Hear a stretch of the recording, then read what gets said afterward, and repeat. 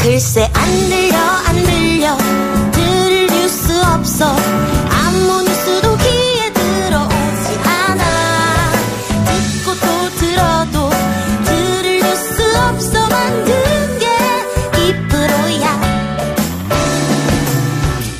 이동영의 뉴스 정면 승부.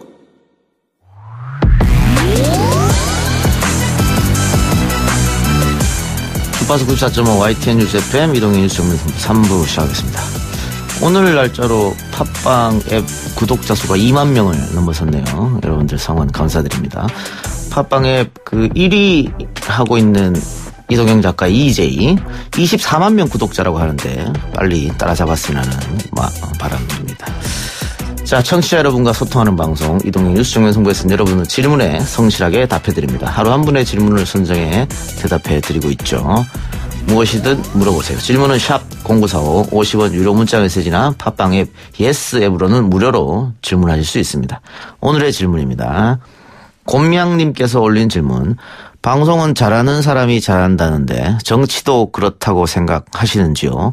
정치를 잘하는 덕목은 뭐라고 생각하나요? 라는 질문인데요. 방송도 잘하는 사람이 잘하고 축구도 잘하는 사람이 잘하고요. 정치도 당연히 잘하는 사람이 잘합니다. 정치 DNA가 있다고 하죠.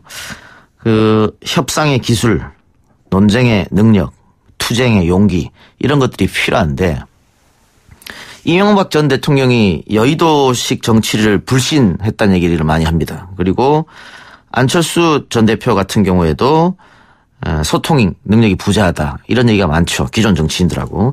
그것은 두 분이 아마 공통점이 CEO 출신이기 때문에 그렇다. 그러니까 수직관계에서는 지시나 전달에 익숙해 있다. 그런데 여의도식 정치는 그게 아니거든요. 아까 제가 말한 협상도 할 줄 알아야 되고 논쟁하는 능력도 있어야 되고 또 때로는 투쟁하는 용기도 필요한데 또 밀고 당기는 그런 기술도 필요한데 그런 게 좀 부족하지 않았나 그런 생각이 들고요. 가장 중요한 덕목은 정치인도 사람이기 때문에 출세하고 싶은 욕망이 있고요. 명예에 대한 욕심도 당연히 있고 돈을 벌고 싶은 그런 욕심도 있습니다. 그런데 그런 것보다 조금이라도 공공의 이익에 대한 희생정신 이것이 조금이라도 더 있어야 됩니다. 그래야 정치를 잘할 수 있습니다. 오창석 시사평론가님. 맞습니까? 네, 명확한 말씀이죠. 예. 지난번 총선 출마했을 때 이렇게 공공의 이익에 대한 희생 정신을 가지고 출마하셨습니까? 공공의 이익으로 시작해서 공공의 이익으로 끝났죠. 네. 다만 그게 득표율로 이어지진 않았습니다. 예. 내 마음대로 안 되는 게 정치니까요. 네, 나의 의도와 여러분 득표율은 정말 다르다는 것 명심하시기 바랍니다. 선거 끝나고 남은 건 빚밖에 없다는 얘기가 있던데. 네, 기분이 굉장히 빚 같았습니다. 네, 다른 건 없었어요? 다른 거 어떤 거 말씀하십니까? 뭐 도전 정신 뭐 이런 것들. 도전 정신으로 패기 있게 도전하지 않았습니까? 네. 당연히 어려운 지역, 험지 중에 험지로 분류되는 그 DJ의 마지막 동진 정책의 막내 도전 정신이 있었지만 역시나 도전 정신도 득표율과는 무관합니다. 알겠습니다. 자, 그럼 오창석의 뉴스 브리핑 갑시다. 네, 첫 번째 소식입니다. 오늘 송영무 국방부 장관과 매티스 미 국무장관이 만났습니다. 공동 언론 보도문을 발표했는데요. 전작권 환수를 앞당기겠다라고 발표를 했고요. 가을로 예정된 을지 프리덤 가디언 연습을 한미 연합 훈련에서 한국 단독 훈련으로 전환하겠다라고 발표했습니다. 이와 함께 군사적 긴장 완화와 신뢰 구축을 위해서 함께 노력하겠다라고 말했습니다. 예. 그 전시작전권 한수는 뭐 노무현 대통령 때부터 쭉 이야기했던 것인데 보수 정권이 들어서면서 계속 미뤄놨었죠. 네, 2007년 노무현 대통령이 전작권 환수를 하겠다라고 했고요. 2012년 4월 17일로 명시했었습니다. 근데 정권이 바뀌고 이명박 정권 들어서는 2015년 12월 1일로 연기됐고요. 이전 정권이었던 박근혜 정권에서는 2020년으로 연기가 됐습니다. 네, 현재 송영무 장관이요. 올해 5월 11일이었습니다. 국방개혁 2.0 완성 조건으로 2023년에 환수하겠다라고 했는데요. 아마 이와 함께 비슷한 시기에 환수가 될 것으로 예측이 되고 있습니다. 예. 다음 뉴스는요? 네, 어제 우리나라 월드컵 마지막 경기였습니다. 독일을 2대0으로 이기면서 신승을 거뒀는데요. 여기에 대해서 외신 반응은 충격적이다라는 것과 함께 독일 키커지는 독일 사상 최초의 재앙이다. 황금 세대는 이제 마지막이다. 라고 혹평을 했습니다. 이렇게 됨으로 해서 전 대회 우승국의 저주. 네. 징크스. 네. 계속 이어지게 됐습니다. 네, 이어지게 됐습니다. 98 월드컵에서 우승했던 프랑스가 다음 대회에서 조별 예선 탈락하고요. 2006년 우승이었던 이탈리아가 다음 대회에서 또 탈락하고 2010년 스페인이 우승했는데 또 다음 대회 탈락. 2014년 독일 우승했는데 2018년 조별 탈락. 그렇게 됐습니다. 예. 또 레브 감독이 사실은 지금껏 팀을 맡아서 뭐 우승도 여러 차례 시키고 좋은 또 4강도 진입하고 좋은 성적을 냈었는데 이렇게 되면 또 사임 압박에 시달릴 것 같아요. 네, 2006년부터 팀을 이끌었는데요. 근데 아직까지는 올리버 비어호프 대표팀 단장이 지금 그 얘기를 하기엔 너무 이르다라고 즉답을 회피했습니다. 재밌는 게 브라질 외신 반응이 좀 재밌는데요. 브라질이 지난 대회에서 독일에게 7대1로 지지 않았습니까? 예. 네, 폭스 스포츠 브라질에서 하하하하 우리는 조롱당했지만 이제 어깨를 펴도 된다. 라는 이야기를 남겼습니다. 그런데 독일 축구팀이 그 다른 나라 축구팀한테 밑보였는지 브라질은 물론이고 영국 언론, 이탈리아 언론 지금 다들 기뻐하더라고요. 한국의 승리에 대해서. 네, 영국 BBC에도 다른 나라가 조별리그에서 통과한 것처럼 기뻐했다. 그러니까요. 라는 논평을. 독일 너무 잘해서 아마 이런 걸 듣나 봅니다. 그래요. 어쨌든 우리 선수들 열심히 했고 저희도 어제 같이 보지 않았습니까? 네, 너무 기뻤습니다. 네, 너무 기뻐서. 네. 새벽까지 축구를 보느라고 오늘 좀 피곤하신 국민들도 많을 텐데 기분 좋게 승리했으니까요. 네. 4년마다 한 번씩 돌아오는 축제. 아직 그 축제 끝나진 않았습니다. 네, 맞습니다. 앞으로도 우리나라만 없을 뿐이죠. 예, 이제 16강전에서 더 좋은 경기력을 여러분들 한번 즐기시기 바랍니다. 다음 뉴스는요? 네, 대통령 전용기가 코드1입니다. 이제 비용만 2,500억 원 정도 들었다고 하는데요. 임대 계약이 곧 끝난다고 합니다. 따라서 청와대가 새 업체 선정에 나섰는데요. 선택지가 3가지가 있다고 합니다. 대한항공으로부터 재임차를 하거나 임차 기업을 바꾸는 방법. 그리고 마지막은 전용기를 아예 구입하는 방안을 검토 중이라고 합니다. 예. 그러니까 지금 대한민국이 경제 순위로 보면은 세계 11위 네. 있다 뭐 이런 얘기도 있고 하잖아요. 네. 그런데 대통령 전용기가 아직 없다. 이것도 좀 이상한 점인 것 같긴 해요. 네, 전담해서 몰 수 있는 전용기가 있어야 되는데요. 옆 나라 일본은 2대가 있고요. 미국은 8대나 보유를 하고 있습니다. 심지어 북한도 있는데요. 애초에 노무현 대통령 재임 시절 2006년경에 전용기를 구매하는 방안을 검토했습니다. 근데 당시 한나라당이 전용기 구입할 돈 있으면 전기료 5만 원 못 내고 촛불 켜는 사람들한테 눈을 돌려라 해서 막았습니다.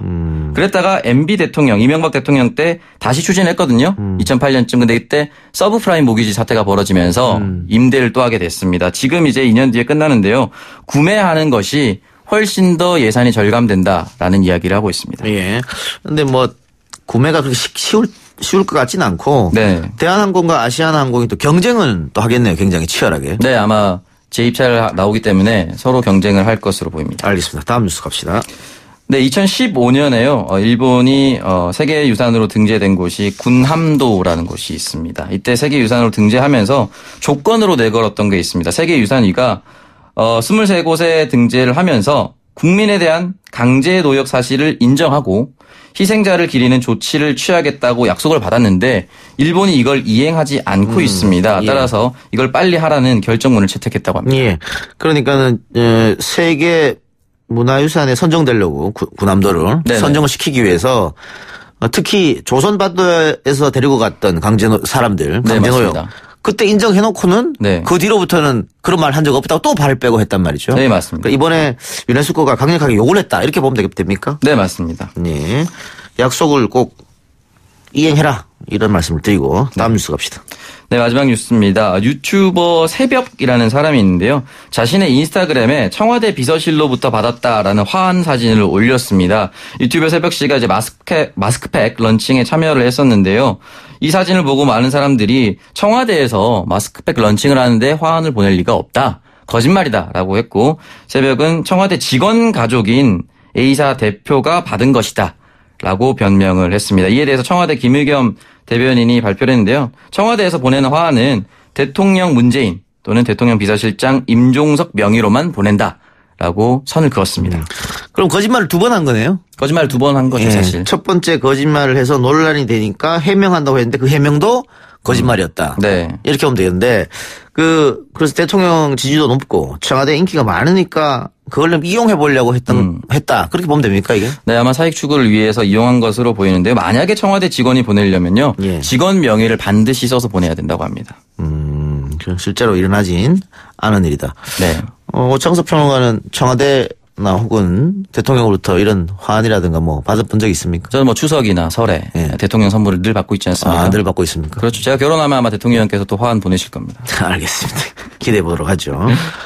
퀴즈 갑시다. 네, 지난 6월 27일 퀴즈 정답은 2번 독일이었습니다. 오늘도 문제 나갑니다. 대통령이 해외 순방할 때 이용하는 대통령 전용기의 이름은 무엇일까요? 1번 코드원, 2번 콩코드, 3번 캐피탈입니다. 네, 오늘 문제는 약간 어렵네요. 좀 난이도가 있죠? 예, 네. 1번 코드원, 2번 콩코드, 3번 캐피탈. 정답 아실 분은 샵 0945 50원 유료 문자로 보내주시기 바랍니다. 선정되신 분은 개별 연락해서 선물 드리도록 하겠습니다. 자, 오창석의 뉴스 브리핑 오늘 여기까지만 듣죠. 네, 감사합니다. 고맙습니다. 이 작가야, 궁금하다. 이 작가야, 문자 줄게. 질문다오. 여러분은 지금 웃으며 정보를 입수하고 편안하게 참여하는 이동형의 뉴스 정면 승부와 함께하고 있습니다. 생방송에 참여하고 싶은 분들은 샵 0945, 우물정 0945번으로 단문 50원, 장문 100원의 문자 메시지를 보내주시거나 예스 앱으로는 무료로 참여할 수 있습니다. 지금 바로 보내주세요.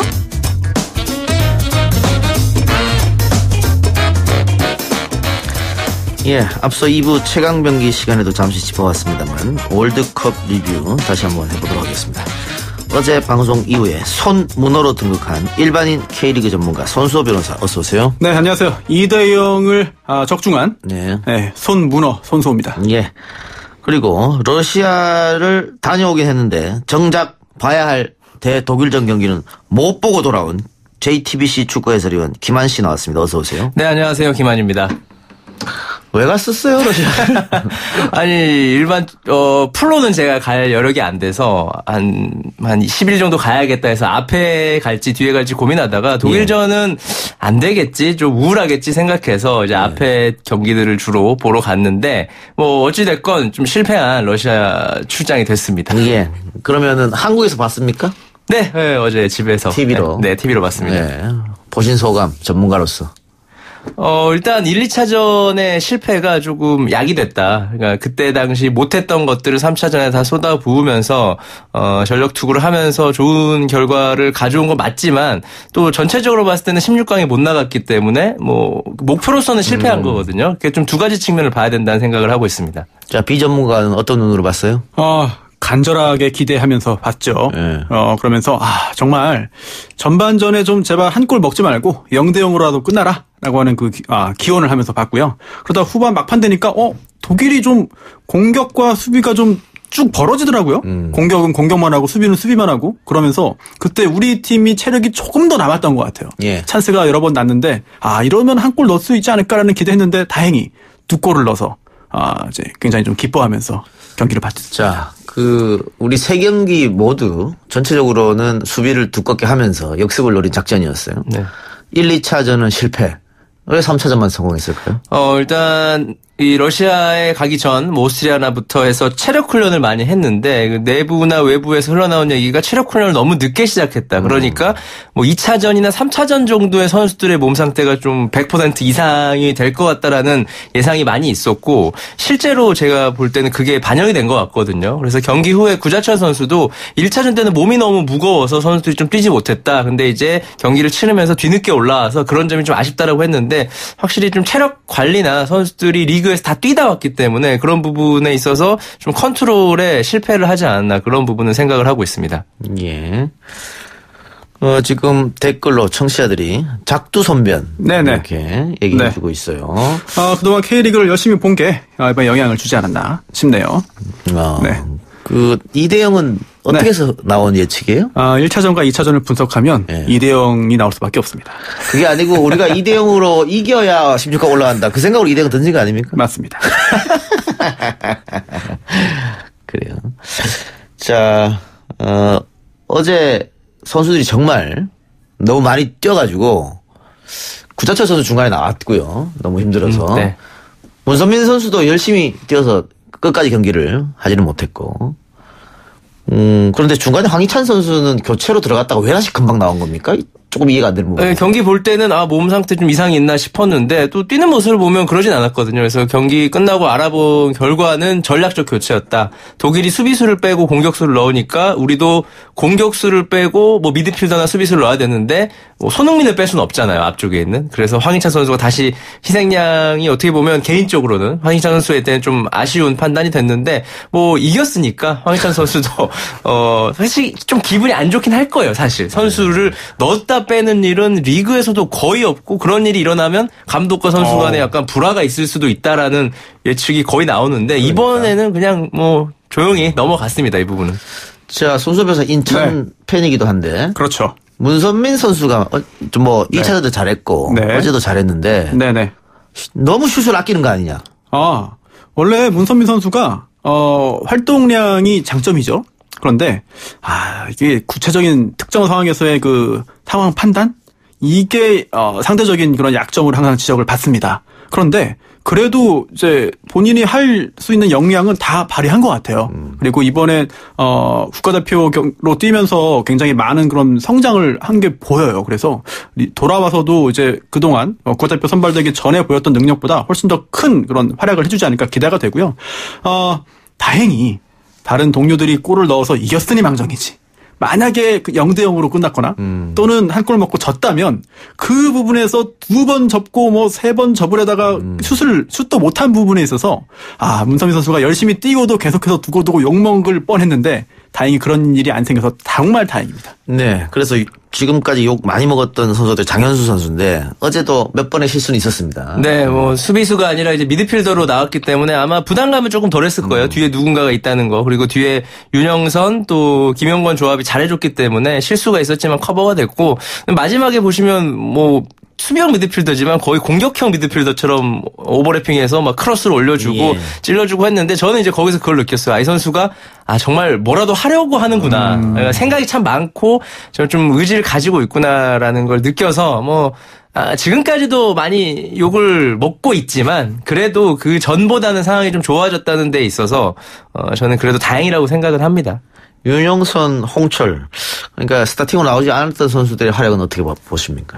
윤영선 선수는 이제 신태용 감독이 성남에서 같이 뛰었기 때문에 아마 월드컵 때 한 번 정도는 기용을 받지 않을까 생각을 했는데 이게 독일전이 될 거라고는 생각하지 못했는데 어쨌든 나와줘서 굉장히 단단한 모습 보여줬고 K리그 보신 분들은 알겠지만 윤영선 선수가 리그에서도 굉장히 탑 수준의 수비수기 때문에 뭐 잘할 거라고 생각을 했습니다. 그래서 이 조합도 좋았고 홍철도 그 전에 이제 평가전에서 좀 안 좋아서 그렇지 리그에서 크로스라든지 공격적인 측면은 뭐 1, 2위 하는 왼쪽 수비수거든요. 역시나 뭐 수비 쪽에서는 좀 아쉬웠지만 공격적인 크로스는 굉장히 날카로워서 만족스러운 활약이었습니다.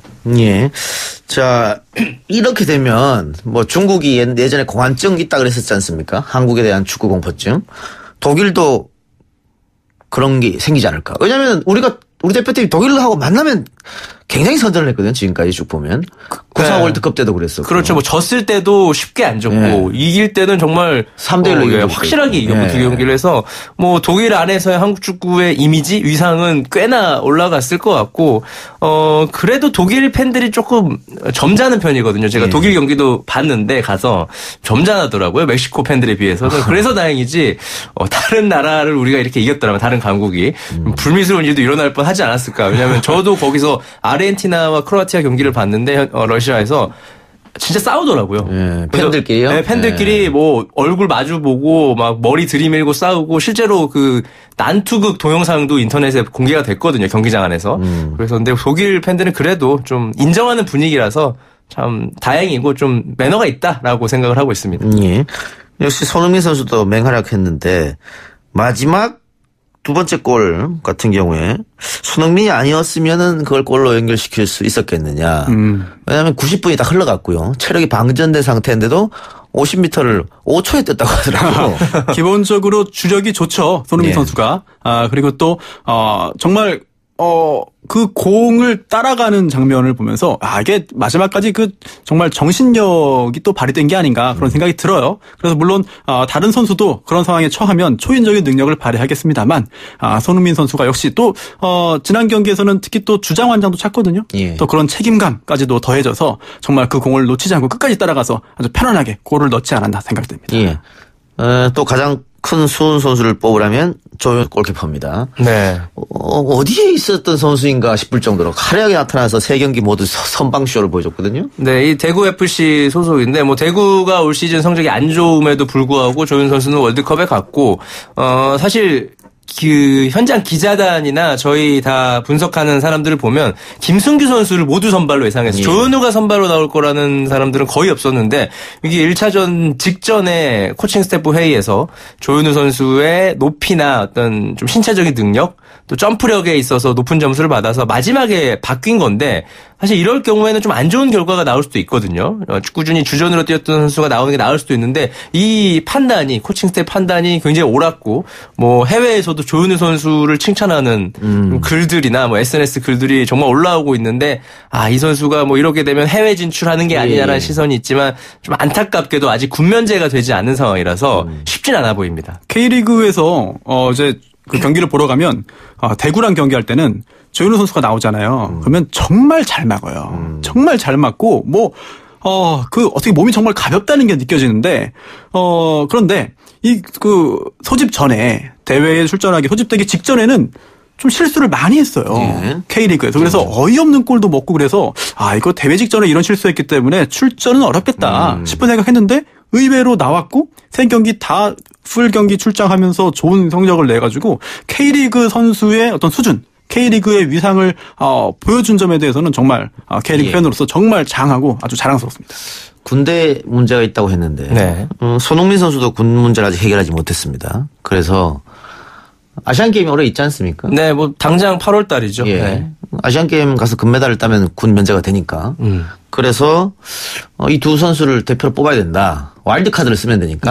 그런 얘기가 있어요? 네, 일단 3장인데 원래는 이제 손흥민과 권창훈 선수가 유력했는데 권창훈 선수가 부상으로 거의 이제 올해는 출전을 못하니까 와일드카드 한 자리가 또 비어 있고, 근데 좀 이제 딜레마가 그 나이 때 골키퍼들의 실력이 좋아요. 그래서 와일드카드로 조현우 선수를 쓰는 건 사실 조금 아까울 수가 있거든요. 팀적으로 봤을 때는. 하지만 또 국민들이 팬들이 또 조현우 선수의 와일드카드를 원하니까 이 부분은 이제 23세 감독인 김학범 감독이 좀 심각하게 고민을 해봐야 되지 않을까 생각이 됩니다. 만일 그래서 군 문제를 해결한다고 하면 그러면은 해외 진출이 가능하겠느냐. 다른 포지션이면 몰라도 이 골키퍼는 수비를 지휘해야 되기 때문에 이 커뮤니케이션이 돼야 되는데 언어적 장벽이 있어서 쉽지 않다. 이런 주장도 있더라고요. 맞아요. 여기 아시아 쪽에서 골키퍼들이 가는 경우가 거의 없죠. 예전에 이제 권정혁 선수가 이제 북유럽 쪽에 한번 잠깐 갔다 온 적이 있고. 권 선수는 인천에서도 뛰었습니다. 네, 알겠습니다. 네, 그리고 일본에 지금 골키퍼가 프랑스 리그에서 뛰고 있고 이런 정도지, 가서 이제 주전으로 영어라든지 그 나라 언어로 소통하는 게 쉽진 않기 때문에. 오만 선수 하나 있지 않나요? 맞습니다. 예, 옛날에 합신가요? 그때 이제 이청용 선수 소속팀 볼턴에서도 뛰었던 선수인데, 어쨌든 쉽진 않아요. 근데 또 조현우 선수 정도의 활약이고 월드컵에서 이 정도 임팩트면 만약 군 문제가 해결됐다면 한번 가볼 만은 하거든요. 도전해볼 만한데 지금 상황이 또 이렇게 돼 있기 때문에 외신에서도 요즘은 다 군 문제에 대해서 어느 정도 인지를 하고 있더라고요. 손흥민 선수의 군 문제라든지 이런 기사들이 나오는 거 보면. 그래서 종합적으로 봤을 땐 조현우 선수는 일단 와일드카드로 선정이 되어서 금메달을 따야지만 뭔가 다음 스텝에 갈 수 있지 않을까 생각이 됩니다. 영어는 좀 하나요? 잘 못하는 걸로 알고 있습니다. 지금부터 준비하면 되죠. 네. 달려라 거북이 83님, 김한 기자님, 이주원 해설 독일전 못 봐서 속상한지 술방하시던데 이렇게 했는데 원래 우리 방송에 항상 이주원 해설위원이 나왔는데 독일전을 왜 못 봤대요? 그 시간에 멕시코 스웨덴전을 중계한다고.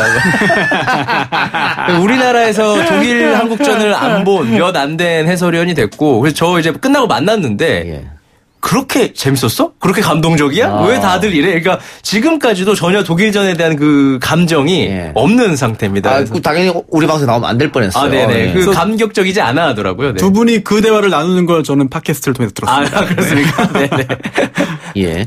그 아시안 게임 금메달 가능성은 어떻게 있습니까? 이게 또 한국 축구 흐름이라는 게 있으니까 이게 우리가 월드컵을 망쳤으면 아시안 게임도 좀 하락세였을 텐데 뭐 손흥민 선수의 상승세도 있고 또 와일드카드로 뽑을 만한 선수들만 잘만 발굴 한다면 뭐 문제 없이 좀 결승까지는 갈 수 있을 것 같은데 또 이런 대회에서 뜬금없이 어떤 팀들이 나타나서 또 돌풍을 일으킬 수도 있거든요. 그래서 사실 확실하다라고는 말하기 좀 어려울 것 같습니다. 그럼 중동 축구를 가장 경계해야 되나요? 아시안 게임은? 아니 오히려 이런 데서는 북한, 네, 북한 축구 또는 뭐 일본, 우리나라와 가까운 나라들이 아시안 게임 가서 잘할 확률이 높고 그 저연령대는 사실 일본, 한국 이쪽 북한 쪽이 좀 세거든요. 중동 쪽은 23세기가 좀 약하기 때문에 해서 저는 오히려 이 가까운 나라들을 좀 경계해야 되지 않을까 싶습니다. 또 문제가 된 거. 세 경기 다 우리가 좀 손해 본 것 같은데 심판 판정. 네. 어디 김한 씨 어떻습니까? 이게 국제 경기 대회 때 심판들이 강팀 위주로 조금 어드밴티지를 준다. 뭐 경기 흥행 뭐 이런 걸 고려해서 세 경기 보니까 그 말이 맞는 것도 같아요. 우리가 너무 손해본 것 같아요. 이번 대회에서는 특히 VAR이라는 제도가 도입이 됐는데 이 제도를 도입한 이유는 어쨌든 오심을 줄이자. 피해보는 국가를 만들지 말자라고 했는데 이번 대회를 보면 피해보는 국가는 계속 피해보고 피해 안 보고 득을 보는 VAR을 통해서 다시 정정을 받는 이득을 보는 팀은 늘어나는데 양극화가 됐는데 팀을 보니까 유럽 팀들이 좀 VAR의 혜택을 많이 보고 이 다른 나라 아시아나 뭐 아프리카 남미 팀들은 조금 손해 보는 상황들이 나오면서 이거 유럽 팀 밀어주기 아니냐라는 의혹이 충분히 나올 만한 상황들이 있죠. 그래서 뭐 VAR을 보는데 계속 유럽 팀 것만 보고 다른 나라들은 안 본다든지 이런 게 반복이 되면서 해외에서도 약간 이런 거에 대한 보완의 문제가 있어 보이는데 사실 이 피파에서 K리그에 와서 VAR을 한번 봤어야 됩니다. 우리나라도 처음 시작할 때는 정말 좀 어설펐는데 올해 2년 차죠. 네, 이제 1년 거치면서 굉장히 날카로워지고 정확해졌거든요. 네. 그래서 이 심판들이 VAR 규정도 잘 숙지하지 못한 경우들을 저는 이 월드컵에서 보고 있어서 사실 좀 그 VAR에 관련된 수준은 좀 떨어진다고 저는 보입니다. 예. 국가대표 감독을 또 외국인으로 뭐 데리고 온다 이런 얘기가 벌써 나오더라고요. 네, 일단 계약이 만료됩니다. 7월 달에 만료가 되는 거지 이게 해지나 이런 건 아니거든요. 그래서 들어와서 다시 한번 연장을 할지 어디까지 갈지에 대해서 논의가 필요한데 역시나 선택지는 한 3개 정도 될 것 같아요. 뭐 이번에 어쨌든 독일전 이기고 깔끔하게 끝냈으니까 신태용 감독과 헤어진다. 그게 1번이 되고 2번은 이제 당장 내년 1월에 아시안컵이 있습니다. 그런데 새로운 외국인 감독을 영입하고 뭐 하고 1월 아시안컵을 치르기에는 부담이 있기 때문에 뭐 아시안컵까지만 신태용 감독이 한다. 이게 두 번째가 되겠고요. 세 번째는 뭐 다시 한번 장기 계약으로 신태용 감독에게 믿음을 주면서 다음 월드컵을 준비한다. 이렇게 3가지 시나리오가 예상이 되는데 저는 이제 두 번째 시나리오. 일단 아시안컵 맞고 데뷔하고 그 다음에 이제 판단을 한다. 이게 좀 현실성이 있지 않나 생각이 됩니다. 프로는 결국 돈 아니겠습니까? 네. 돈을 확실하게 써서 아주 유명한 명장, 실적이 있는 감독을 데려올 게 아니면 유임도 좋은 훌륭한 대안이 아닐까 생각되네요. 이번 독일 대표팀 감독 어때요? 레브. 올까요? 돈이 큰 차이가 날 텐데. 네. 레브는 유럽 강팀에서 정말 모시려고 노력하는 사람이고 또 이렇게 된 김에 아마 레브도 이제는 대표팀을 12년간 맡았으니까 좀 떠나서 클럽팀을 한번 해볼 만하지 않을까 생각도 됩니다. 알겠습니다. 멕시코 사람들이 손흥민 대신에 군대 가겠다고 그런다고 하네요. 좀 갔으면 좋겠네요. 갈 수 있었다면. 네. 마지막으로 비전문가 손수호 변호사. 예. K리그 홍보 좀 하세요. 이번에 많은 분들이 우려했어요. 왜냐하면 엔트리 중에 상당수가 K리그 출신입니다. 게다가 2부에서 뛰는 선수도 있었어요. 그런데 막상 경기를 해보니까 K리그 출신 선수들이 굉장히 활약을 했습니다. 게다가 윤영선 선수는 지금 2부에서 뛰거든요. 그런데도 세계 무대에서 기량을 보였어요. 따라서 K리그도 경쟁력이 있다. 다만 현장에 많은 분들이 오시면 좋겠어요. 그래서 조현우 선수가 어떻게 몸을 날리는지, 어떻게 앞으로 뛰어나가서 골을 막는지를 보시고 또 거기에 또 상대하는 공격수도 굉장히 날카롭게 많이 공격을 하고요. 정말 현장에서 보시면 펄떡펄떡 살아 움직이는 그런 생동감을 느낄 수 있습니다. 한번 오시면 계속 가게 됩니다. 그리고 K리그가 흥해야 결국은 국가대표팀의 경기력 향상에도 당연히 직결되는 것이기 때문에 국가대표팀의 선전을 바라신다면 K리그를 한번 꼭 봐주시길 꼭 부탁드리겠습니다. 알겠습니다. 지금까지 일반인 K리그 전문가 손수호 변호사, JTBC 축구 해설위원 김한 씨였습니다. 고맙습니다. 감사합니다. 감사합니다. 저는 4부 국벤져스로 돌아오겠습니다.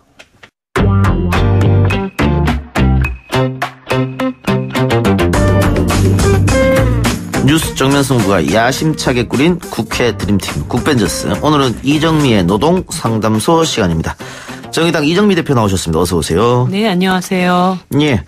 자, 조금 있다가 이정미 대표와 근로시간 단축 얘기를 해볼 텐데요. 청취자 여러분들도 아마 궁금한 게 많을 것 같습니다. 어떻게 제도가 바뀌는지, 혹은 혜택은 또 뭐가 있는지, 불편한 점은 뭐가 있는지, 이런 여러 가지 점 정문 즉설할 테니까 팟빵 앱이나 YTN 라디오 ES 앱 혹은 문자로 질문 많이 보내주시기 바랍니다.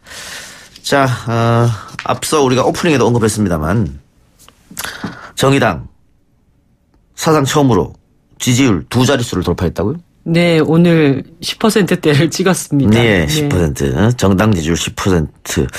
제3정당이네요, 지금 그러면. 네. 네, 그렇게 되어 있고요. 네. 창당한 지 이제 6년째 접어들고 있는데 네.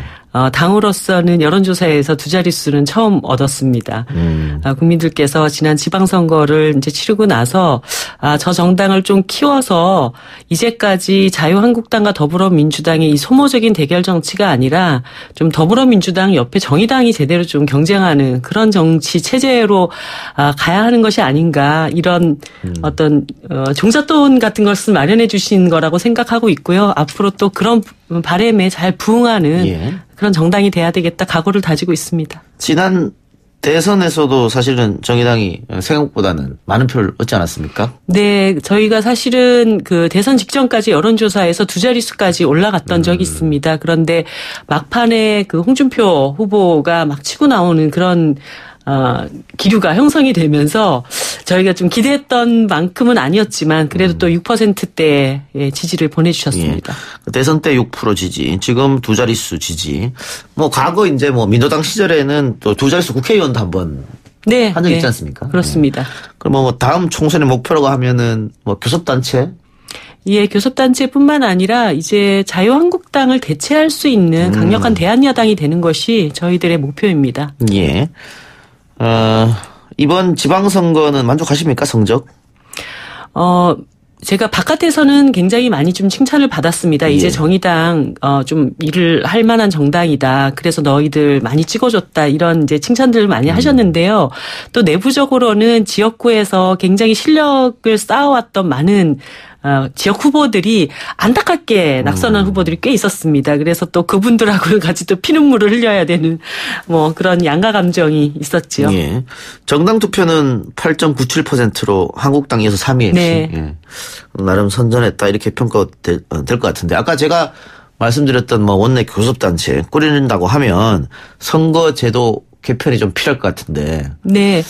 사실 이번에도 이제 더불어민주당 파란 돌풍이 좀 일어나면서 전체적으로 한 50% 지지를 주셨는데요. 예. 광역의회를 살펴보면 더불어민주당이 차지하는 의석수는 90%가 넘습니다. 그러니까 민의를 좀 정확하게 반영할 수 있는 선거제도로 예. 가야 하는 또 하나의 어떤 증거가 되었다. 저는 이렇게 생각하고 있고요. 하반기 국회에서는 좀 이 문제에 대해서 정의당이 적극적으로 함께 논의하고 또 개선해 나갈 수 있는 방안들을 찾아보려고 합니다. 이거는 문재인 대통령도 그 후보 시절 그리고 이전의 당대표 시절부터 줄기차게 또 이야기해왔던 약속이기도 하기 때문에 충분히 좀 국회 안에서 합의를 이룰 수 있도록 노력해야 하지 않을까 생각합니다. 근데 뭐 민주당과 정의당이 합의한다고 하더라도 자유한국당이 또 거부하고 나서면은 쉽지 않잖아요. 자유한국당이나 뭐 다른 그 바른미래당이나 평화당의 경우에도 이젠 다당 제도를 현실적으로 수용할 수밖에 없지 않는가. 그런 상황에서 또 다당제에 맞는 선거제도 개혁에 대해서는 뭐 아주 완전한 공감대를 이뤘다고 보기는 어렵지만 조금씩 공감대를 만들어 가고 있기 때문에 그런 협조를 최대한 끌어내는 역할을 또 정의당이 할 수 있겠다 이런 생각도 갖고 있습니다. 선거제도 개편과 개헌 같이 논의해야 된다 뭐 이런 얘기도 있던데. 사실은 이제 그렇게 하려고 했죠. 예. 전반기 국회에서. 그런데 사실 그 시기를 지방선거 개헌으로 할 것이냐 말 것이냐 이 논의가 진행되면서 시기를 놓쳐버린 것이고요. 저는 지금도 개헌 문제를 포기할 수는 없다고 생각합니다. 이게 30년 만에 찾아온 촛불 혁명이었고 예. 그 시민들의 삶의 변화를 좀 수용하는 그런 헌법이 만들어져야 된다고 생각하기 때문에 대통령의 그 개헌안을 국회에서 충분히 논의하지 못했지만 이제는 국회가 그 책임을 좀 맡아서 논의를 또 다시 이어나가야 하지 않은가. 그것이 국회 책무가 아닌가 이런 생각합니다. 예. 정의당에 대한 의견은 다 좋은 게 많네요, 지금. 그렇습니까? 실시간. 감사합니다. 최성한 의원님께서 정의당처럼 선거 유불리를 떠나서 꿋꿋하게 책무를 다하는 당은 드뭅니다. 장담빈님, 정의당이 더 커지면 좋겠어요. 꾸준히 응원하고 있습니다. 그 후반기 원구성 협상은 어떻게 되는 거죠? 아직 자유한국당이 원구성 협상을 할 주체가 잘 형성이 안 돼 있고 그 내부 사정이 굉장히 복잡하신 것 같아요. 그래서 우리는 그런다 하더라도 얘기를 일단 시작해 가면서 또 그거는 집안 내부 사정이고 그렇죠. 국회 일은 우리가 해야죠. 세비를 받는 국회의원들로서 이 일은 해야 되는 거 아니냐 이렇게 하고 있는데 조만간 빨리 논의를 시작을 할 수밖에 없습니다. 왜냐하면 대법관 임명 문제가 또 걸려있기 때문에 7월 달 안에 여러 가지 처리를 해야 되고 국회의장하고 부의장 정도는 선출을 해서 대법관 임명과 관련된 일이라도 빨리 처리하는 그런 절차를 밟아야 되는 상황입니다. 예. 그러니까 최소 재헌절 전에는 상임위 구성이 돼야 되지 않겠나 이런 생각이 드는데 노회찬 원내대표가 야당이 법사위원장을 맡는다면 정의당도 법사위원 중 맡을 수 있다. 이런 얘기를 했었고요. 또 상임위원장 한 곳을 정의당에 맡게 된다면 환노위를 원한다. 환노위에 이정미 대표가 있다. 이런 얘기도 했어요. 네. 어쨌든 법사위원장이 자유한국당이 다시 맡는 거는 좀 아니다. 그런 생각이고요. 자유한국당 근데 그 기득권을 놓치려고 할까요? 그런데 지난 2년 동안 상임위원회에서 처리됐던 법안들이 법사위에 지금 다 묶여 있습니다. 일을 전혀 안 하고 있는 그런 상황이고 특히나 지금 법사위원장님이 이제 수사를 받으셔야 되잖아요. 권성동 의원. 그렇기 때문에 자유한국당 입장에서는 도의적으로 법사위원장에 대해서 너무 욕심을 안 내시는 게 좋겠다는 생각이 들고 정의당의 의석수와 상관없이 또 일을 잘할 사람이 있으면 그걸 맡을 수도 있는 것이라고 생각이 듭니다. 그리고 또 기회가 온다면 환노위의 경우에는 정의당이 또 가장 주력하고 있는 상임이기도 하고 우리가 대변하려고 하는 각 정당들이 각자가 자신이 대변하려고 하는 시민들의 목소리가 있지 않습니까? 이제 그런 측면에서 또 환노위가 기회가 되면 한번 저희들이 해보고 싶은 생각도 있습니다. 연정 얘기도 계속 나오고 있는데 혹시 청와대에서 정의당에게 입각 제2 노동부 장관이라든가 혹시라도 오면 일단 그 연정에 대한 전체적인 구상이 무엇인가 함께 정부를 꾸려나간다면 어떤 방식으로 해나갈 것인가 이런 논의부터 시작되는 것이 맞다고 봅니다. 먼저 그래요. 자, 자황님께서 이정미 대표님 정의당이 젊은 층에서 지지가 강해지고 있는 것 같습니다. 그만큼 당내에서 우수한 청년 정치인들을 육성할 필요도 클 것 같은데 이 부분에 있어서 추진하고 계신 게 있습니까? 이런 질문 왔습니다. 저희가 이번에 전체 후보자들 중에 10% 이상을 청년 후보, 저희는 35세 이하를 청년으로 규정을 하고 있거든요. 청년 후보자들을 내고 그분들에 대한 전폭적인 지원을 했습니다. 그래서 나름 청년 정치 지도자들이 자기 지역에 뿌리를 내릴 수 있는 기반을 마련을 했고요. 이분들을 중심으로 하반기부터는 청년 아카데미, 이게 이제 일회성 사업이 아니라 당에서 지속적으로 청년들을 육성시켜 나갈 수 있는 1년간의 프로그램을 이제 매회 진행해 나갈 수 있는 그런 지금 준비를 거의 다 마무리를 했습니다. 그래서 그 과정에서 청년 아카데미를 이수한 청년들에게는 여러 당직과 보좌관직 이런 것들을 우선적으로 좀 배정할 수 있는 이런 제도까지 당규를 지금 검토를 하고 있는 상황입니다. 알겠습니다. 자, 지금부터 노동 현안으로 갑니다. 주 52시간 근무가 이제 7월 1일부터 시행이 되는데 이렇게 되면은 노동 시간이 줄어드는 것은 노동자로서 좋은 일이지만은 어떤 분들은 나는 일을 많이 하고 돈을 많이 벌어야 되는데 이것 때문에 돈 못 버는 거 아니냐 이렇게 말씀하신 분도 있거든요. 그렇기 때문에 최저임금이 올라야 됩니다. 그러니까 사실 지금 중위소득 이상의 노동자들은 토요일, 일요일도 없이 나는 마구잡이로 열심히 일해가지고 돈을 더 벌겠다 이런 분들은 거의 없으세요. 저임금 노동자들 너무 임금 수준이 낮은 노동자들의 경우에는 그렇게 피곤을 감수하고서라도 일을 해야 하는 그런 생활의 압박을 느끼기 때문에 그래서 시간은 줄이고 소득은 좀 높일 수 있는 이 두 가지를 함께 갖고 가야 된다. 이것이 저희들의 주장이었고 그래서 사실은 근로시간 단축 문제와 최저임금 인상 문제가 함께 국회에서 논의가 됐던 것이죠. 예. 근데 최저임금 인상 부분에 대해서는 재계에서 계속해서 반대하고 있는 그런 부분이 있을 테고 그리고 또 하나가 정부가 이 52시간으로 줄이는 것은 또 일자리를 조금 더 많이 만들자 이런 의미도 있었던 것 네, 같아요. 그렇습니다. 그런데 중소기업이나 자영업자들 같은 경우에는 새로운 일자리를 우리가 만들 여력이 전혀 안 된다. 네. 그러면서 조금만 일하는 시간이 줄어들었기 때문에 더 힘들어졌다. 또 이렇게 불만도 있을 거란 말이죠. 제가 이제 국회에서 계속 말씀을 드리는 게 어떤 거냐면 노동자들과 어려운 중소기업이나 중소상인들 간의 갈등으로 이 문제를 계속 보면 안 된다는 겁니다. 국회에서 중소상공인 대표자가 와서 저희들한테 이런 얘기를 했어요. 우리도 임금을 좀 올려주고 싶다. 너무 노동자들이 힘들게 살기 때문에. 그런데 그만큼 올려주면 대기업들이 우리 납품 단가도 좀 같이 올려줘야 되는데 수십 년 동안 대기업의 불공정 거래 이런 것들은 고착화되고 해결되지 않기 때문에 어려움을 느낀다. 그래서 다시 자신들보다 힘없는 노동자들을 또 누르게 되는 이런 악순환이 계속되고 있다는 것이죠. 그래서 저희들이 얘기하는 것은 중소기업의 실질적인 지불 능력을 높여주는 것은 임금 노동자들의 임금을 계속 깎는 방식이 아니라 이제 대기업들이 이 중소기업에 대한 불공정 거래를 막을 수 있는 경제민주화 이것을 제대로 이루는 일이다 이렇게 주장을 드리는 겁니다. 8095님 문자로 인천교통공사 버스 운영팀에 근무 중인 버스 운전사인데요. 준공영제 임금 체계를 지키지 않고 자체 시간제로 급여를 책정해서 안정된 생활이 안 되고 한 회사에서 급여가 30에서 100만 원씩 30에서 10만 원씩 차이가 나 기준도 원칙도 없는 수당이 남발하는 그래서 근로기준법 6조에 어긋나는 행위. 맞습니다. 이거 상담하려면은 어떻게 해야 됩니까 하는데 이정미 의원실에 전화하세요. 네네. 그러니까 같은 근로 조건에서 같은 일을 하는 노동자들을 한 회사에서 임금 차별하는 것은 불법이기 때문에 바로 연락하시면 노동청에서 즉각적으로 해결할 수 있도록 해드리겠습니다. 예, 바로 전화하십시오. 자, 문제 해결됐고 또 이런 궁금증 또 한번 여쭤보겠습니다. 근로시간 단축인데 뭐 회사 워크숍이라든가 세미나 오늘 뭐 체리블루님도 워크숍 가셨다고 했는데 체육대회 이런 거는 근로시간에 포함되느냐? 예. 사실 이제 이번에 정부가 근로시간 단축 문제를 유예하겠다. 이런 처벌을 유예하겠다라는 발표를 했지 않습니까? 이게 이제 한마디로 이런 근로시간을 어디까지 범위를 잡을 거냐에 대한 혼란이 있다는 얘기를 하는 건데요. 사실 이것부터 먼저 말씀드리고 싶어요. 근로시간 단축은 2월 달에 법안이 처리가 됐고 300인 이상 사업장부터 7월 1일 시행. 그다음에 50인 이상 사업장은 2020년 1월부터 실행. 그다음에 50인 이하는 2011년 7월부터 실행. 이렇게 이미 3년 6개월에 걸친 유예 기간을 둔 겁니다.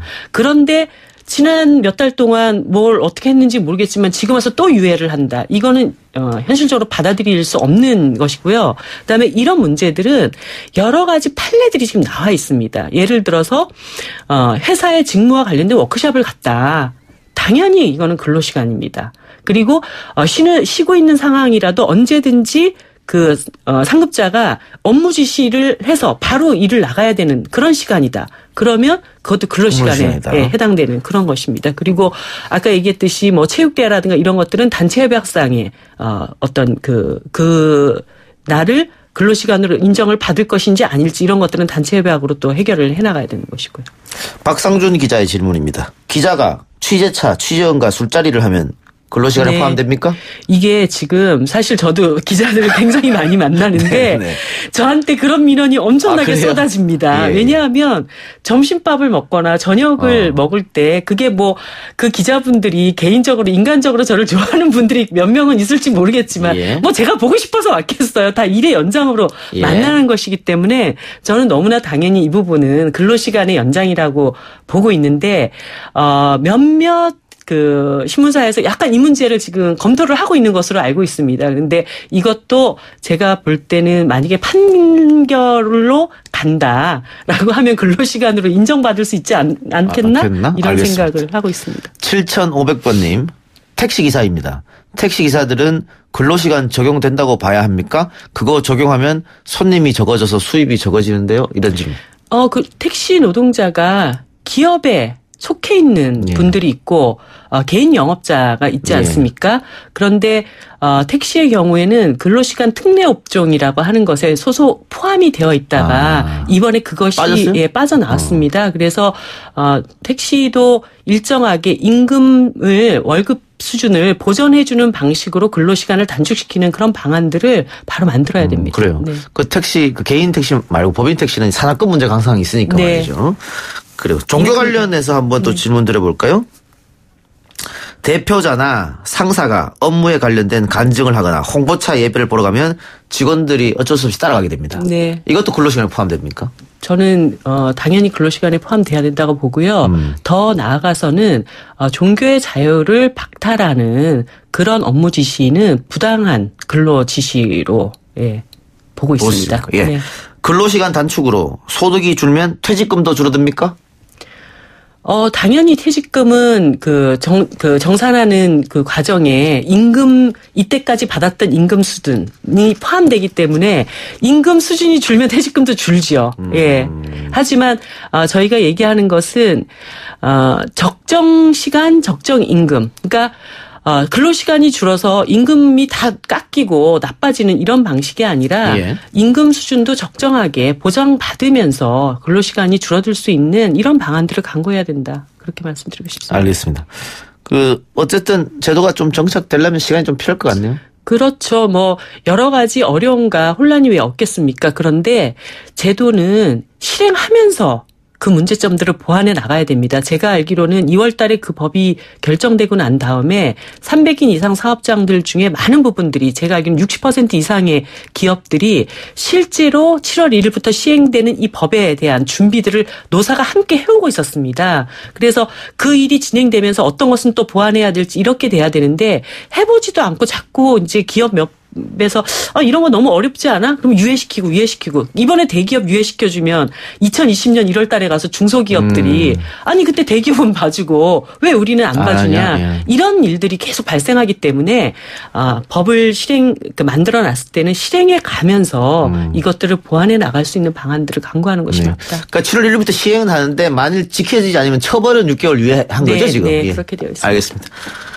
오늘 말씀 여기까지만 듣겠습니다. 지금까지 정의당 이정미 대표였습니다. 고맙습니다. 네, 감사합니다. 오늘 저희가 준비한 내용은 여기까지고요. 저는 내일 이 시간에 다시 돌아오도록 하겠습니다. 팟빵 예외 지금 만나러 갑니다님 오늘 많은 글 올려주셨는데요. 내일 제가 의견 읽어드리도록 하겠습니다. 들어주신 여러분 대단히 고맙습니다.